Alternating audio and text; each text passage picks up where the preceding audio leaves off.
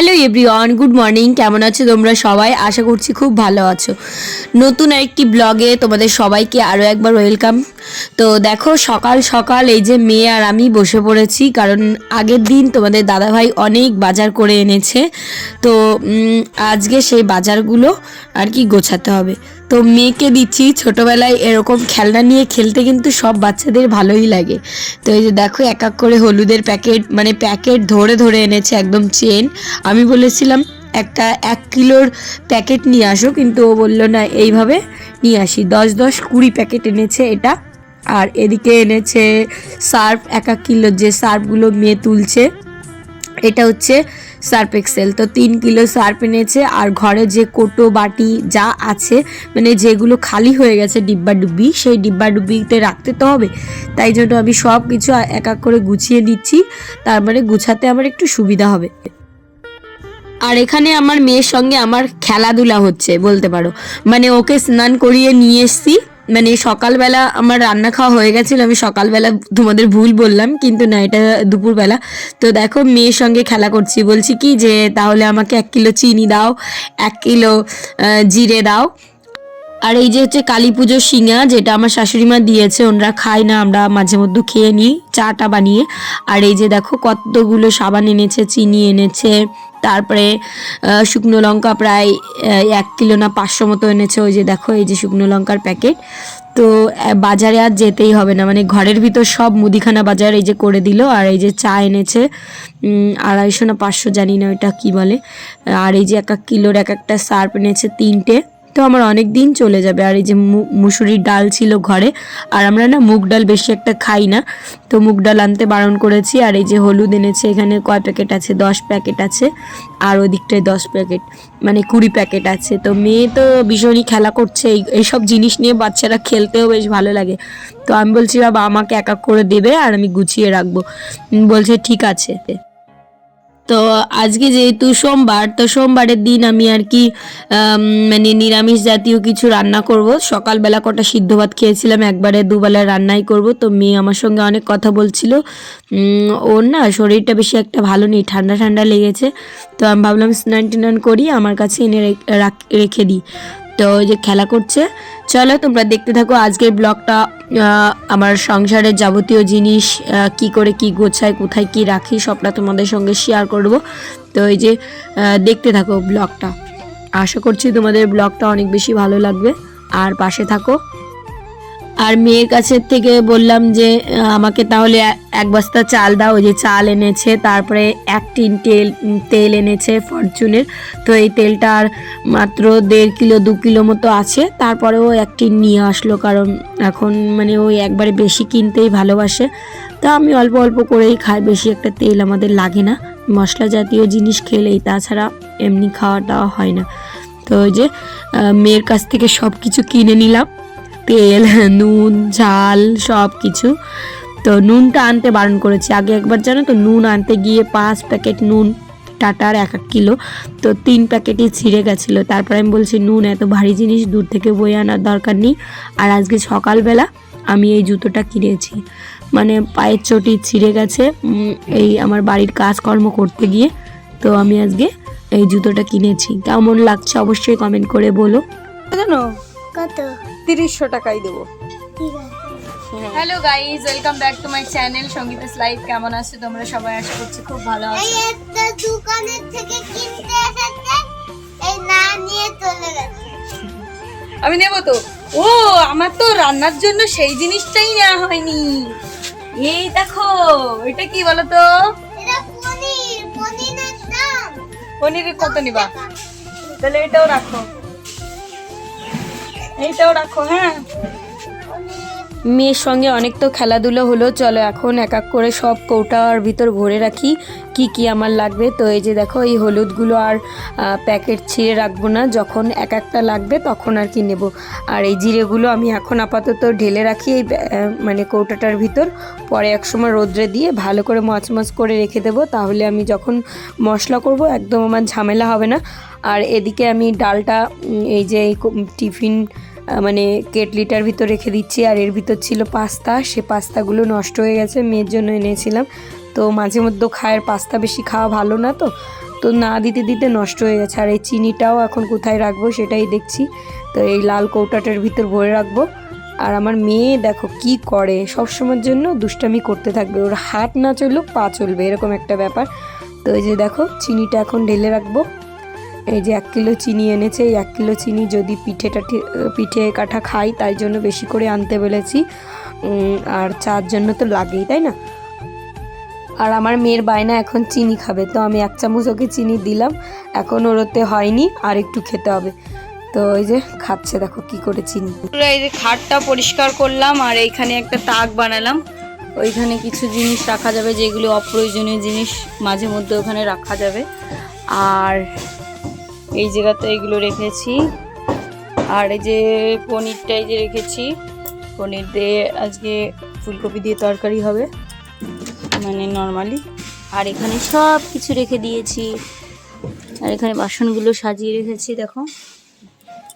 আর ওই যে সকালবেলা এই যে এই তেল আনলো ফরচুনের এক ট্রি, এখানে আরও 2 কিলো মতো আছে, তবু ওই যে নিয়ে আসছে, আনলে পারে অনেক দিন চলে যায়। আর এই যে চাল 50 কিলো চাল এনেছে, তার থেকে তো অনেকগুলো বাসন ছিল, সেই বাসনগুলো পরিষ্কার করে খাটটা পরিষ্কার করলাম। এখন আমি চাল নেব।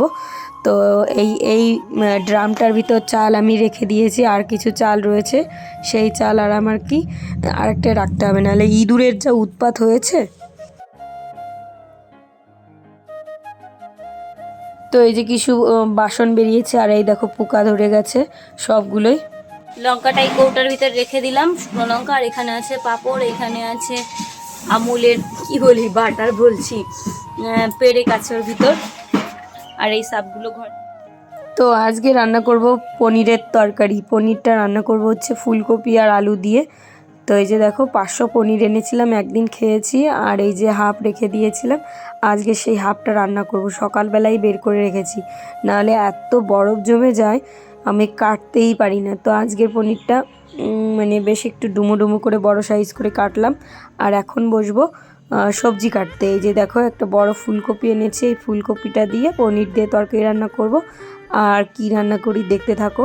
তো ফুলকপিটা এত তরতাজা, আর শীতকালীন সবজি তো খুবই ভালো লাগে, কিন্তু একঘেয়েমি আমার ভালো লাগে না। তো এই যে দেখো ফুলকপিগুলো এরকম ডাঁটগুলো ফেলে দিচ্ছি, আর ফুলকপিগুলো এইভাবে ছোট ছোট টুকরো করে নিচ্ছি, মানে মিডিয়াম, ছোটও বলা যায় না। তো আমাদের দুবেলার জন্য রান্না হলে হয়ে যায়। তো পনিরের তরকারি, আর ভেবেছি মূলো ভাজি করব, দেখি কি করি। মূলো তো এনে রেখেছি, আর এই সাদা সাদা মূলোগুলো না এত সুন্দর, মানে ভীষণ পরিমাণে গলে যায়। তো মূলো দেখি মূলোই ভাজবো, আর পনিরের তরকারি, দু জিনিস রান্না করলে আমাদের হয়ে যাবে। 2টো মূলোই কাটবো, বেশি একটা রেখে দেবো। আমার কাছে না মূলোর সবজিটা বেশ ভালোই লাগে। আমার সিনজিনি যখন আমার পেটে ছিল তখন আমি না মূলো খেতে চেয়েছিলাম, তখন না মূলো উঠতোই না। আর সিনজিনি যেহেতু অক্টোবরে জন্ম, তো আমার অনেক আগেই খেতে ইচ্ছা করছিল। তারপর আমি বাবার বাড়ি গেছিলাম, আমার বাবা এনে আমাকে খাইয়েছিল। মানে একটা সবজির কথাই মনে আছে, মূলো, যেই জিনিসটা সবাই আর কি পছন্দ করে না, আমার কেন জানি না এত ভালো লাগছিল। তো এই যে দেখো মূলোর কথা মনে করে মূলোর গল্পটাও তোমাদের সঙ্গে শেয়ার করে দিলাম। তো এই যে মূলোটাকে কুচি কুচি করে কেটে নিচ্ছি।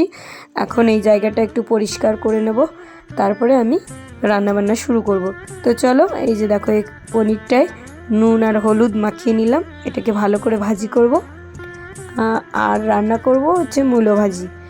পনিরের তরকারি তো আমার খুবই ভালো লাগে। সিনজিনির বাবা বেশি একটা ভালো খায় না, আর আজকে বেশি একটা মশলা দেব না। আগে একদিন মশলা দিয়ে রান্না করেছিলাম বলে সিনজিনির বাবা বলেছে মূলো, মানে কি বলি, পনিরের তরকারিতে এত মশলা আমার ভালো লাগে না। যদিও কমই দিয়েছিলাম, তবু কেন জানি না ওর কাছে মনে হয়েছিল।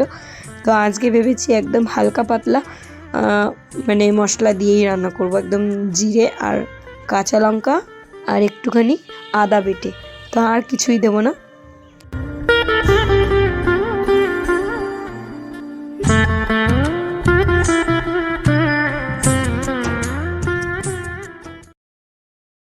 তো সেই তেলেই ফোড়ন দিয়ে দিলাম। এখন আলু আর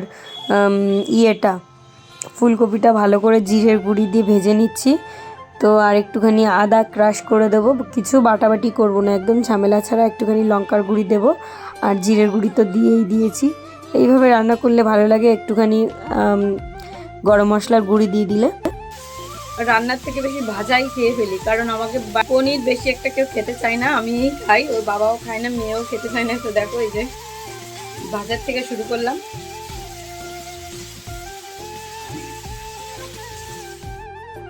এখন ফুলকপি তরকারিতে আমি একটু ঝোল দিয়ে দিলাম। তার ফাঁকে জানো তো, এই ঝোলটা বসিয়ে আমি একটা মেয়ের জন্য জামা বানিয়েছি, তোমাদের দেখাই। এই দেখো এই জামাটা বানিয়েছি। তো জামাটার সামনে হুক দিয়েছি, আর আমার একটা শাড়ি ছিল, সেই শাড়িটাকে কেটে নিচে ওইটা দিয়েছি। তো সেই শাড়িটা না খুব সুন্দর ছিল, আমার বড় মা দিয়েছিল। রান্না খাওয়া করার পরে তারপরে আমাদের গ্রামে ঢুকলো জল, মানে এই যে সম্মিলনের জন্য সবাই লাইন ধরে ধরে কত সুন্দর সেজে গুজে রাধা কৃষ্ণ সেজে, তো সেই নাচগুলোই দেখছিলাম, এত ভালো লাগছিল। তো আমি ভাবছিলাম যে শুয়েই থাকবো, কিন্তু আর মন মানছে না ঘরে থাকতে। এত সুন্দর নাচ গান বাড়ির সামনে দিয়ে যদি হয়, কার না ভালো লাগে দেখতে। তো আমাদের স্কুল মাঠে সামনে, মানে যে স্কুলে আমার মেয়ে পড়ে সেখানে গেলাম, গিয়ে এই যে দেখা শুরু করলাম। দারুণ লাগছিল জানো তো। তো আমরা তো গেছিলাম সেই চুয়াটিয়া, আর এটা হচ্ছে নলডুগারির অনুষ্ঠান। তো এই যে দেখো কি সুন্দর মাথার উপর হাঁড়ি নিয়ে আগুন ধরিয়ে যাচ্ছে।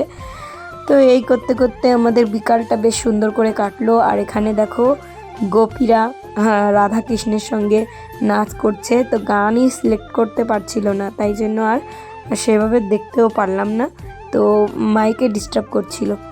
তো এখানে অনেকক্ষণ থাকলাম, থাকার পরে মানে বেশিক্ষণ ছিল না যদিও, যেটুকু রাস্তা দিয়ে যায়। আর এখানে ভেবেছিল নাচ করবে অল্প, কিন্তু সেই টাইম হয়নি, কারণ ওরা অনেক দূর থেকে এসছে, তো সেই টাইমটা হয়নি।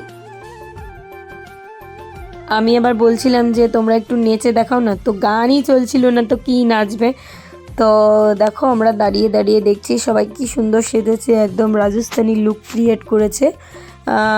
তো এখন ওই যে দেখো নাচবে কি না। তো এই লোকটাকে বলছিলাম একটু পাশে সরে দাঁড়ান, তো উনি আবার বলছে তুমি এদিকে যাও, মানে ওনার আবার মনে হয় খারাপ লেগেছে, মানে আমি তো ভিডিও করছিলাম, তো উনি একদম সামনে দাঁড়িয়েছিল। যাই হোক, তো এই যে দেখো নাচ শুরু হয়ে গেল। তো এখন একটুখানি দেখবো, দেখার পরে বাড়ি যাব। আজকে আর তেমন কাজ বাজ নেই, সারাদিনের কাজ আর কি করে কমপ্লিট করে রেখেছি, তাই জন্য ব্যস্ততা নেই।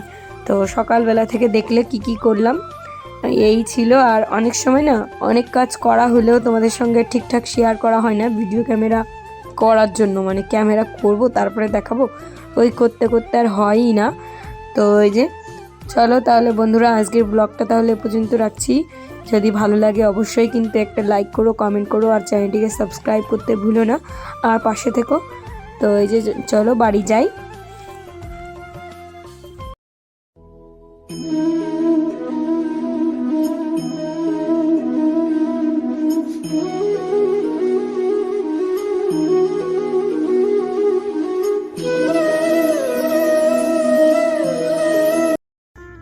তো দেখি একদিন নলডুগারি যাওয়া হয় কি না, তোমাদের সঙ্গে শেয়ার করব। আর এই যে দেখো কৃষ্ণটা কি সুন্দর করে সেজেছে, একদম হেভি ভালো লাগছিল।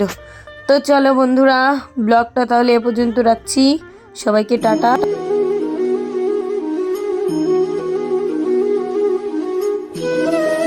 আর তোমরা অবশ্যই কমেন্ট করে জানিও যে ব্লগটা তোমাদের কেমন লাগলো, আর তোমরা কি ধরনের ব্লগ দেখতে চাও।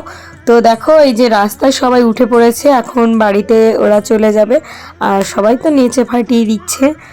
তো চলো সবাইকে টাটা, বাই বাই, দেখা হচ্ছে একটি সুন্দর ব্লগ নিয়ে।